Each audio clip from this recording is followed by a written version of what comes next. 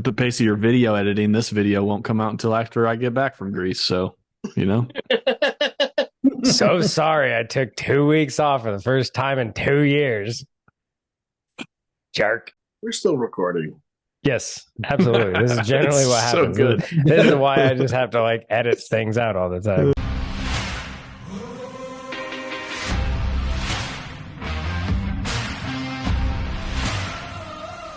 What we're going to try is the final two of our initial lineup, which is 2019-01 Teresa's batch, which is apparently, according to some people, the worst Bookers in recent history. Luckily, this was before I got into Bookers, so this might have like stopped all of this from happening. Who knows? Versus... Wow, this is just great. The one that got me into Bookers, which is 2020-03 Pigskin. Ed Bell's batch. sentimental favorite. Yeah, really. All right, I'm excited. So this is, Pigskin is the one, the first one we bought when Heather and I were starting this Bookers thing, and we both loved it. And so that is what got me the ability to buy Bookers every release and it not be part of my bourbon budget. So thank you, Pigskin. Is 2020 the year where they only released 3? Yes. No, okay. This was the 04. There was an 03. So this came out like December or something like that as a 03. Correct. Mm-hmm. Yep. It was, it's basically the COVID run year of Bookers. Yeah, and they've said multiple times they're like Heaven Hill with William Heaven Hill. We're only going to release it if it's acceptable and ready, and that's why some years you don't get a William Heaven Hill because they're just like, we don't think it's good, and apparently that's happening with George T. Stagg now. Like, we just don't think it's good. Right. Last year was pretty good. Yeah, I was going to say. Yeah. Pretty sure we don't buy it. We're suckers. That did not suck at all. Plus, I would just love to be the person to get the George T. Stagg and be like, this is the worst bourbon I've ever had. Yeah, right.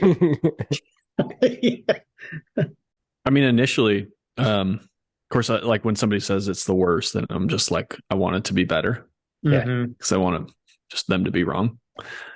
And so initially, like, it almost reminded me a little bit of a Four Roses. So I'm getting, it's like lighter, more floral notes. Agreed. Light on the nose. Well, they're both really light on the nose. Like, even like, I'm not telling much of a difference between the two. Well, I don't know. I go to the second. I just get caramel, like this. Of course, sometimes I'm wrong on this, TJ. But I thought this was a TJ nose. It's a sweet Kentucky. A little bit of butterscotch. It's almost a little sweeter than I would generally expect out of a Booker's. All right. I'm getting some of that now. Thank you for power of suggestion. Yeah. And I'll be honest, like I've been, these have been sitting out for a little bit. So like my first nose, it was like a lot of volatiles have been collecting for the last 30 minutes or something. Yeah. So If Teresa's is the worst Bookers, I'd really want to try the rest of 2019-18 because that's not bad. No, No. There's nothing, horrifically off-putting about it at all. It's very light. There's no volatile like ethanol burn or anything. Oh, it's light. It's good. It's dangerous, is what it is. yeah, you can Real freaking dangerous. Yeah, half bottle of this. Yeah. and I think maybe that's what people criticize. If you think back to Elijah Craig Barrel Proof, batch B520, C920, which are two of the greatest bourbon, two of my top 10 bourbons, probably on my shelf, maybe all time. Just amazing. But then they come out with things that were 123 proof, 122 proof. And it's like by themselves, if you didn't have the previous batches, you would probably thought that they were really good bourbon, especially at $65. But they just didn't they didn't have the depth of flavor, the oak, the cherry notes, and that's what I think is lacking on this Booker's. It's like there's nothing necessarily wrong with it, but there's nothing to make you say, "Wow." To me, it's what happened when Bardstown put Kentucky or Canadian rye into their Bardstown batches Discovery Series. It went light, sweet, with a little bit of burnt rubber. I don't get the burnt rubber, but I never do. That's like TJ specific tasting note. It's when the ethanol goes over all the flavors. Like the ethanol takes the front and center for me. Is what happened there. Like all the robustness is gone.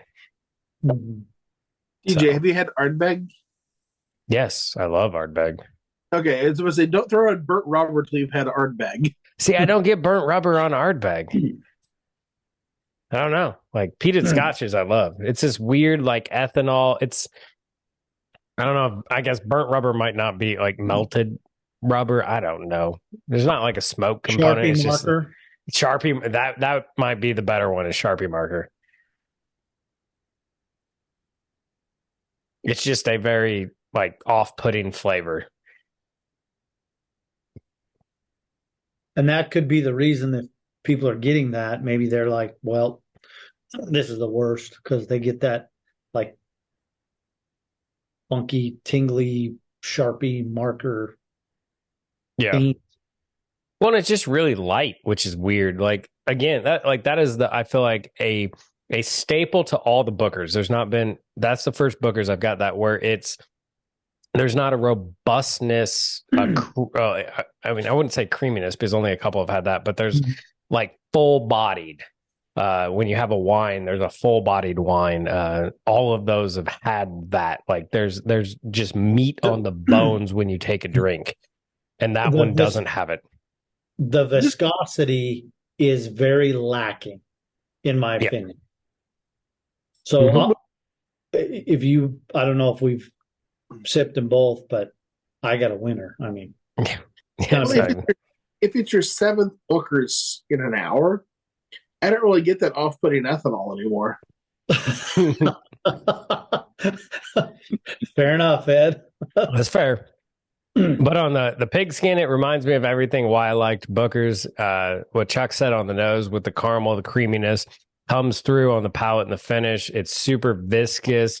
There's some spice on the end, and it just lingers for a long time.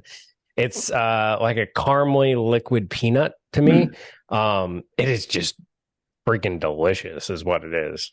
I think the nuttiness is a step back, and it's almost like if you just gave this to me, I'm not even sure I would have picked this out as a bean product. I might have said I would have said Kentucky for sure.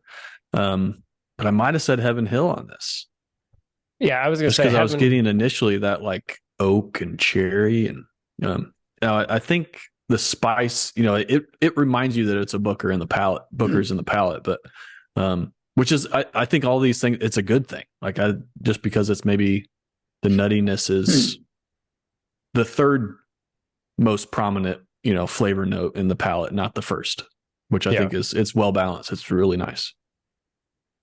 Yeah, if it wasn't for the nuttiness, I would actually compare it to a barrel batch, one of the better ones. But the nuttiness then and the nuttiness comes in at the end, like at the end of the palate and the finish.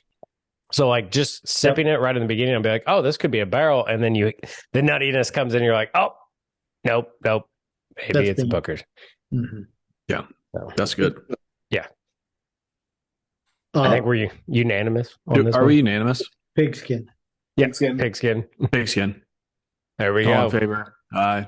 Yep. Motion carries. Wow, we did better than Congress. Thank you, gentlemen. We can solve the world problems. Getting stuff done. Yep.